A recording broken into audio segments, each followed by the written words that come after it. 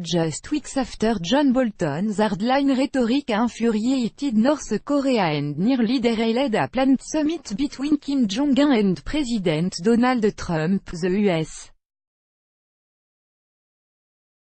National Security Advisor appears to have taken a backseat to Secretary of State Mike Pompeo for the historic meeting. While the hawkish Bolton, who has adopted a lower key approach in recent days, is expected to be in Singapore for the talk on Tuesday, Pompeo has taken the lead as the administration assumes a softer tone toward Pyongyang ahead of the summit, several U.S. officials said.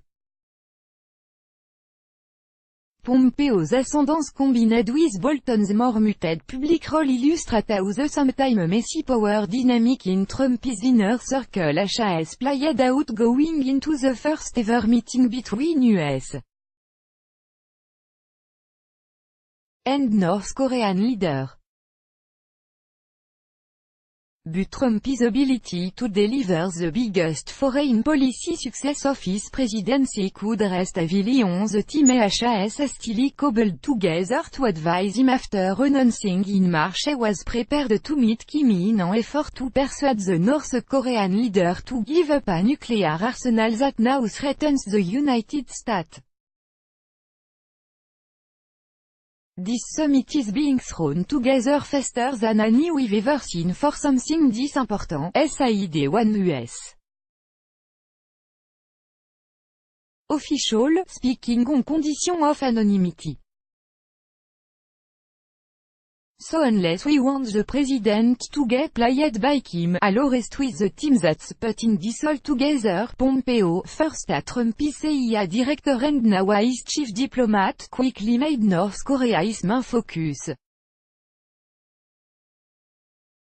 But even as Pompeo was launching delicate diplomacy, Bolton, an outspoken former UN ambassador with a history of fraught dealings with Pyongyang, took up his post and began pushing a tougher approach to North Korea that has long advocated. Never was that clearer than when Bolton went on television on May 13, just days after Pompeo returned from a second visit to Pyongyang, and pressed North Korea to follow the Libya model in nuclear negotiations. Libya unilaterally surrendered its nuclear weapons program in 2003, but its leader, Muammar Gaddafi, was killed in 2011 by NATO-backed rebels. Bolton's demand endangered North Korea, which threatened to pull out of the summit. Trump, who according to one U.S. official was furious that Bolton had made the Libya comparison, sought to salvage the meeting by disavowing his remark. But North Korea responded harshly. Trump on May 24 then cancelled the summit, only to reinstate it a week later after meeting a North Korean envoy at the White House, where the president appeared to back away from his demand for Pyongyang's swift, complete denuclearization. Bolton, once denounced by North Korea, humans come during his days at the State Department under former President George W. Bush was conspicuously absent from the Oval Office encounter, raising speculation he was sidelined. The White House did not respond to a request for comment.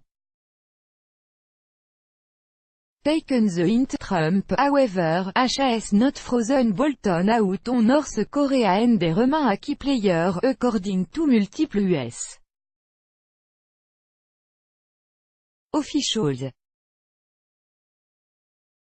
Bolton, known as a skilled bureaucratic operator, has taken the hint to assume a lower profile and is mindful that his earlier clashes with Pyongyang could cause problems that should be avoided, one of the officials said. Before taking office, Bolton openly advocated North Korean regime change. Bolton has not commented publicly since the president distanced himself from the Libya comparison and the White House insisted they would follow the Trump model. Despite that, White House advisor Kellyanne Conway said on Wednesday that Bolton would travel to Singapore. Secretary of State Pompeo has clearly taken the lead on the negotiation, she told reporter. But the National Security Advisor is going to Singapore and will be part of the talk. Pompeo initially developed a rapport with Trump by delivering this morning intelligence briefing.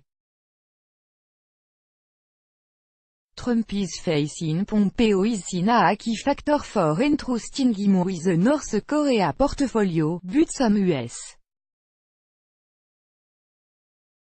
officials and analysts have expressed concern about what they see as the former Republican congressman's habit of telling Trump what they want to hear. Susan DiMaggio, a senior fellow at the New America Foundation think tank, suggested that if negotiations would, then we have Mr. Bolton looming in the background, ready to jump in, also expected to play an important role on Trump's summit team is Matt Pottinger, Trump's Asia advisor who report to Bolton at the National Security Council. The former journalist and ex-US Marine has helped coordinate North Korea policy and is seen by Korea watchers as a pragmatic voice. Sung Kim, a veteran diplomat serving as ambassador to the Philippines, was called in to lead a small delegation that made recent days with North Korean officials in the demilitarized zone between the Koreas to discuss the summit agenda. As an ex-ambassador to Seoul and a former nuclear negotiator with Pyongyang. It was a reminder the administration